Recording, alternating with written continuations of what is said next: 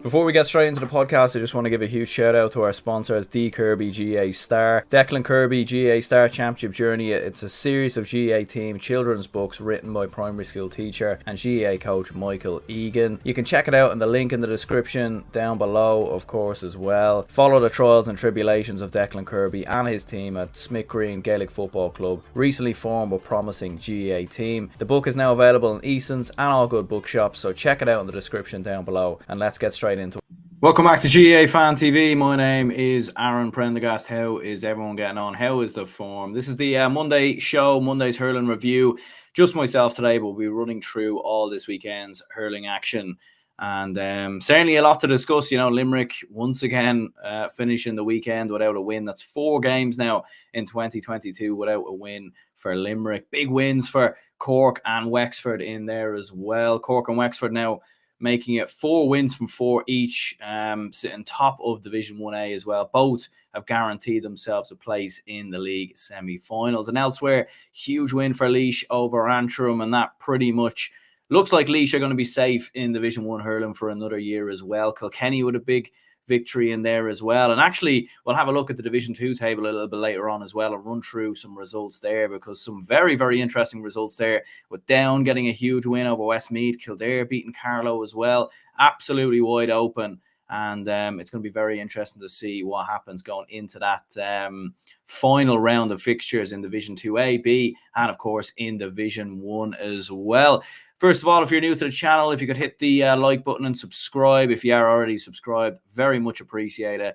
And yeah, if you could leave a like, let me know in the comments down below what are your thoughts on this weekend's action. And yeah, let me know as well, even live in the comments as well, your thoughts on some of this weekend's action. And we will share the link to the stream right there in a couple of minutes, so some of you lads can get involved, jump on the stream, have your say on how you felt your own county got on this weekend in the Allianz National Hurling League. Well, I suppose we'll start with Cork and a very comprehensive, comfortable win in the end over Galway. Yeah, what can you say? You know, absolutely brilliant stuff from Cork. Very comfortable, 100% record coming into this. And obviously a bit of disruption in the Galway camp, of course, with the fact that, you know, tragically Henry Shefflin obviously lost his brother and obviously wasn't involved or wasn't a part of the Galway setup. Yeah, you know, as I said in the stream there on Saturday after the Dublin Kilkenny game, thoughts are with Paul's family, with the Shefflins, and with everyone connected at this time after a very tragic death indeed. And look, it was comprehensive enough from Cork. I mean, Patrick Horgan, absolutely fantastic. I mean, what a player this guy is. You know, obviously 1-13 on the day.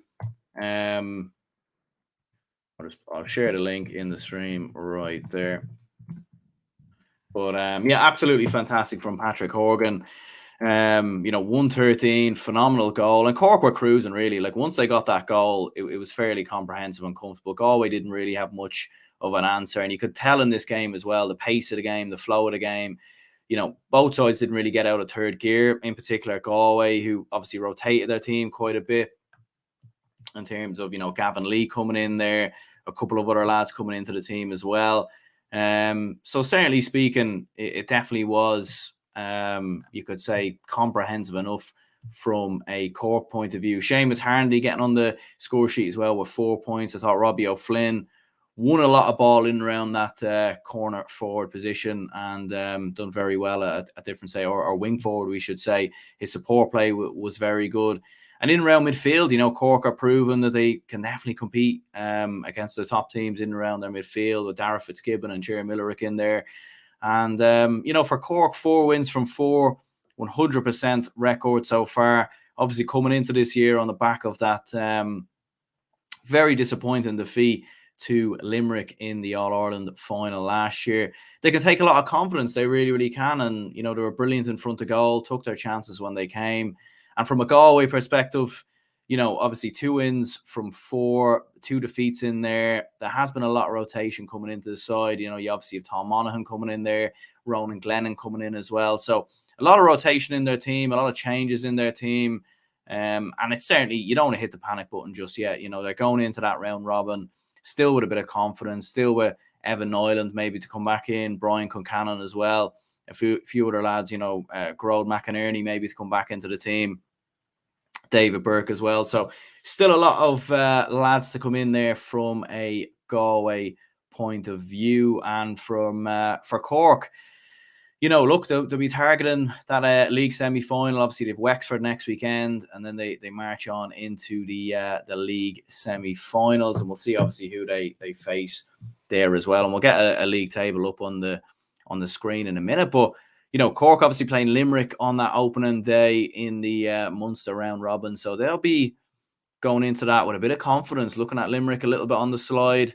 Could be a chance for Cork maybe to turn Limerick over. Seamus Harnedy, brilliant with 4 points, as I said, probably my man of the match right there. But I do think Robbie O'Flynn and Patrick Horgan absolutely excellent. As I said, Patrick Horgan 1-2 from play, 113 in total. He was absolutely brilliant from a Cork point of view. And the other game in Division 1A, well, there was a couple of games in Division 1A, and we'll get through them all, of course. But Wexford defeating Offaly 122 to 212, and that that really leaves Wexford in a fantastic position. Going into obviously a league semi-final now, which is very much guaranteed. They're in a fantastic position going into that Cork game, and you're looking at them as well going into the round robin. I think a lot of people were maybe thinking originally, looking at that Leinster round robin, Kilkenny and Galway being the top two, maybe Dublin could sneak into third. But now Wexford coming in with a lot of momentum, 4 wins from 4, developing a lot of young players, bringing through young lads in there. But it's the experienced lads as well who are getting the job done. I mean, Rory O'Connor with 111, excellent from him, an excellent finish, brilliantly taken goal. Kevin Foley, Jeremy O'Keefe in around the middle. Absolutely brilliant. And Wexford, they might be going under the radar a little bit. They really, really are, because, maybe not a lot of people are speaking about them as contenders for Leinster, maybe dark horses in that All-Ireland big picture as well. And it does seem like Dara Egan's done a very, very good job with them so far. I mean, having lost to Dublin in that O'Byrne Cup final, I remember watching that game and thinking, Wexford look a good bit off here. Defensively, they were struggling. But they've been absolutely brilliant so far with 4 wins from 4. And you have to give Dara Egan a lot of credit. You really do. From an Offaly perspective, I mean, they were very competitive in this game. I mean, they were leading at different times in the game early on in the first half. In the second half, it does seem quite a lot with your Laois, your Offaly, even Antrim to a certain perspective as well. Very competitive for 50 to 60 minutes, but it's really in that final kind of 15 to 20 minutes where the big teams pull away, and probably with teams like Wexford being able to bring better players off the bench and having better options probably makes it a little bit more better for teams like Wexford to come through there. But from an Offaly point of view, 212, Luke O'Connor with 2-6 in there, 2-6 of Offaly's 212, which shows you how well he done. 1-2 in there from play as well. So, Offaly, they'll take a bit of confidence from this display as well. They've gradually been getting better a little bit throughout the league as well. We'll actually throw the league table up on the screen there as well. If we can get it on the screen, there we can. As you can see, Cork and Wexford up there in the top 2 with 8 points, having won 4 games from 4. And Limerick and Offaly, incredibly enough, down there in the bottom 2. We'll get on to Limerick in just a moment. But from a Cork and Wexford point of view, they'll be absolutely chuffed with that. That very much guarantees their place in that league final. Well, it does guarantee it, doesn't it? Or in that league semi-final. For Galway and Clare, they play each other in the final weekend as well, with very much nothing left to play for there. And in Limerick and Offaly, as we said, Offaly with a little bit of improvements there, but are they going to go away to the Gaelic grounds and produce a shock, produce a big result, and turn over the All-Ireland champions? I mean, probably not. Let's be perfectly honest. I think it would be, one of the big all-time shocks if Offaly could go to the Gaelic grounds and produce a magical victory. But from a Limerick perspective, I mean, do you know what? There is this narrative maybe a bit with Limerick that okay, yes, last year they were a little bit poor in the league in the opening 3 games, and they came good by the time the championship came around, and they had that big deficit to overturn against Tipperary. I think they were 11 points down, ended up turning that around, and really never looked back from there. Comprehensive enough win against Waterford, and then obviously blew Cork completely away in the All-Ireland final. But for Limerick, they just look a little bit sluggish. The running game isn't really working. A lot of indiscipline in there as well, like 3 red cards now in 4 games. And for any Limerick fans watching, I'd be curious to know, is there any worry there? Is there any concern that maybe, have the wheels fallen off a little bit for this team? Are going into what is going to be a very tough Munster round robin, Cork and Waterford in the opening 2 games. Is there a bit of a worry there that maybe this year mightn't be Limerick's year? Maybe they're not as far ahead as what people think. Maybe the gap is closing just a little bit because they're not scoring very much as well. And look, I do know they had a lot of players obviously missing in this game. They'd no Kyle Hayes, no Sean Finn, no Shamey Flanagan, no Peter Casey. Aaron Gallan obviously gets sent off as well. So there's a lot of players missing and there's a lot of moving parts. But you would look at their performances in the 4 games as well, and just not quite there. A few sloppy wides. The play just doesn't quite seem to be there. Breaking down at times in around the middle as well. The flow for Limerick doesn't quite seem to be at the level it's been at. And just with the indiscipline as well, like silly red cards. I mean, Aaron Gallan obviously has 2 swipes there at his man, and it should have been a straight red in my opinion instead of a second yellow. But maybe just a little bit of worry for Limerick in terms of the overall All-Ireland big picture. I mean, they're going to beat Offaly in 2 weeks' time. We very much know that. I mean, no disrespect to Offaly, who've shown a tremendous amount of improvement in the last 2 years, but you would expect Limerick to surely have enough there. And, but obviously some of the other lads you have coming in there, like Colin Coughlin and Cathal O'Neill, they've been motoring well and they've been doing well for this Limerick side, but maybe, maybe there is just a little drop off in quality from that starting 15 and some of the younger lads coming through. Maybe just a little bit, but we'll see what happens. Long way to go still between now and the end of 2022, and obviously that Munster round robin as well. And John Coyley obviously very much saying his team focused on the championship as well, and beating Offaly as well. I think that would be a game where they could win it quite comfortably, build up a bit of confidence, and go into that Cork game. And the opening day of the Munster round robin with a win over their belt. From a Clare perspective, very impressive stuff. Davy Fitz in around the middle. Obviously not the the ex-Clare manager Davy Fitz. He's retired, as we very well know, but another Davy Fitzgerald in there doing very well in around the middle. Conor Cleary, absolutely excellent, picking up Aaron Gallan. I mean, didn't give Gallan a sniff really throughout much of the game. Gallan had little bits here and there, but I thought Cleary done very, very well. And Clare kind of going under the radar a little bit as well, in my opinion. 11 points from Tony Kelly, who obviously coming back from injury now, motoring pretty well. You'd expect him to get even better as the league goes on and the championship goes on as well. And Peter Duggan coming off the bench. So Clare looking pretty good, and they're sort of, you're looking at that Munster round robin, as I was saying before, and the top 3 who qualify into the All-Ireland series. You're looking at it and thinking, could Clare sneak in there? It's unlikely at this time. I'd definitely go with Limerick, Cork, and Waterford as the front 3. But Clare might just sneak in there. They have the quality. They have very good players, like obviously Mark Rogers as well. Aaron Shannon in a full forward. So Clare have a lot of options there, and Brian Lohan's got them playing some really good hurling. They create a lot of chances as well. Last year, up until they were knocked out of the championship, they created more scoring chances than anyone else. So that really tells you just how good this Clare team well and truly are, creating chances, creating opportunities.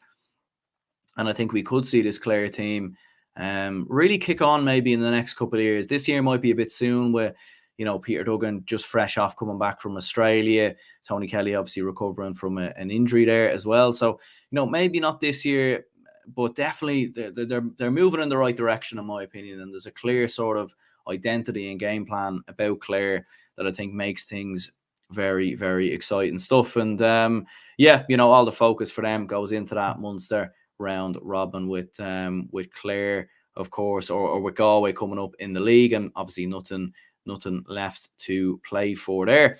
Moving on to Division 1B.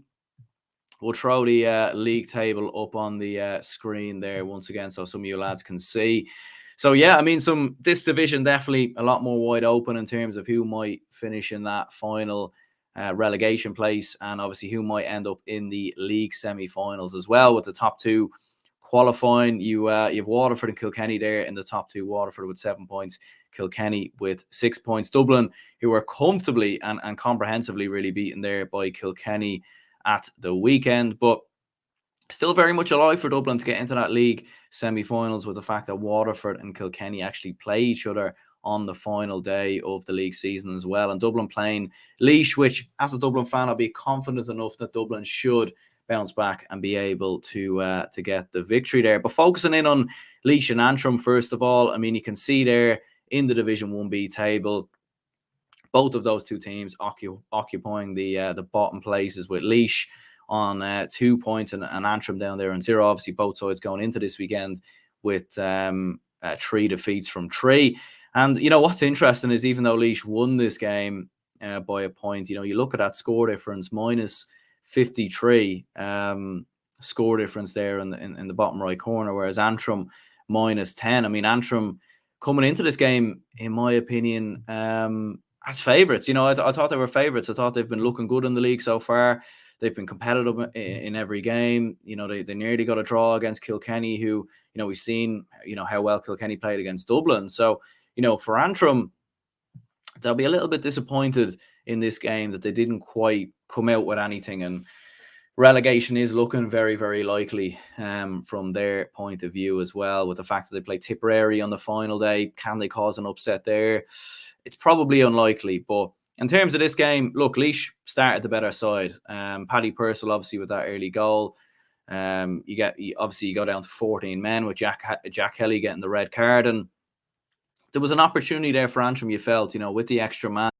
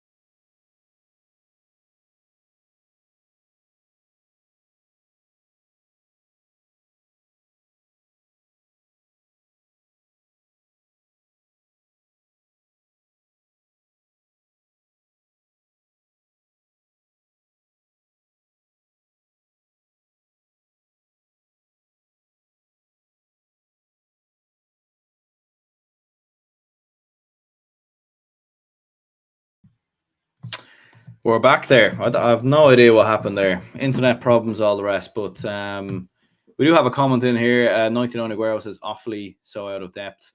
Yeah, I mean, it's just tough for them in that division, mate. When you're coming up against, obviously Offaly have been, Offaly played Christy Ring Cup hurling last year, Division 2 hurling. So to be making that step up into Division 1, Division 1A, and coming up against, they're in the tougher group as well in terms of, obviously Laois and Antrim very much at a similar level. Dublin not too far ahead of Dublin are a good bit ahead of Laois and Antrim in my opinion, but Laois and Antrim can give a game to the likes of Dublin, whereas you look at an Offaly, them and Limerick playing each other in a relegation semi-final, if you want to say. Limerick are going to win that very, very comfortably. So for Offaly, it's just tough for them being so far ahead. I've lost my train of thought there after being kicked out of my own stream. I mean, who could have seen that one coming? But look, I suppose to wrap up in terms of speaking about Kilkenny, or speaking about Dublin, I should say, after that loss to Kilkenny. I mean, a little bit disappointing, no doubt about that. But I think, look, they could still end up in those league semi-finals. The round robin is obviously going to be significantly important as well. So yeah, I think that's they're the main focuses really. And going up against Laois next week, I'd fancy Dublin to win that game. And if they get in the league semi-finals, it's a bonus, But other than that, you focus on your round robin in the Leinster Championship, because it's going to be very tough in there with counties like Kilkenny, Galway, Wexford, who Galway or Wexford and Kilkenny looking very, very good so far in the league this year. I suppose before we wrap up, then we will touch on some of the Division 2 results, which we're certainly very interested. We'll get the we'll get the league table in there in a minute. But speaking about Down, first of all, I mean a significant achievement for them, obviously turning over Westmeath. I mean, what a result for Down Hurling, which are actually sitting joint top of Division 2, as you'll see right there with Kerry. I mean, phenomenal achievement for Down, beating Westmeath. Westmeath obviously one of the favourites going up to the John McDonagh Cup last year, and for Down to turn them over in their own backyard by a scoreline of 118 to 116, with Paul Sheehan scoring 10 of the points. I mean, just very, very, very, very impressive stuff there from a Down point of view. Aaron McManus with 3 points as well. So look, from a Down perspective, to be up there with Kerry, going into that final league game, which actually, ironically enough, is down against Kerry. It's actually kind of crazy. A lot of the teams that are sitting first and second in these divisions are actually playing each other on the final day, which is kind of crazy. But yeah, huge win there from a Down perspective. You've obviously got Meath sitting there, bottom of Division 2. They were beaten, of course, at the weekend there as well by Kerry, 231 to 14 points. Comprehensive enough stuff there from a Kerry point of view. And Kildare with a huge win as well over Carlow. So really, like, a lot of teams kind of beating everyone in that division, and definitely wide open, no doubt about that. So yeah, going into those final couple of games, I mean, you would look at it and think that Westmeath will still fancy their chances of getting in there, with the fact that Down and Kerry play each other. But interesting stuff, no doubt about that. There was a comment coming in here, some Porter, who said Dublin the Spurs of hurling world. I don't know, are they? I mean, I don't really know. Like, I mean, Dublin were never really brilliant at hurling, but I mean, maybe you could say Spurs were never really great at football. I really don't know, but I think a bit harsh on Dublin, really, a little bit there, in my opinion. Still a lot of good young players coming through, still motoring quite well. The problem is the competition in Leinster is going to be tough with Wexford, Kilkenny, and Galway in there. I mean, you'd much rather be in Leinster than Munster. I mean, no doubt about that. But I mean, it's going to be tough from Dublin in that perspective. And obviously, you remember as well, like, a lot of very well good known hurlers in the county also play for or play for the footballers. So when you have football to compete with, it's always going to be tough. But yeah, sure. Look, we'll wrap this up here anyway. If you could leave a like and subscribe, be much appreciated. Stay tuned for more interviews, podcasts, all the rest be coming soon. I'll be dropping a live show tomorrow or Wednesday, looking at the best up and coming wonder kids for every county in Gaelic football. So that's definitely one worth keeping an eye on. So yeah, cheers anyone who tuned in, and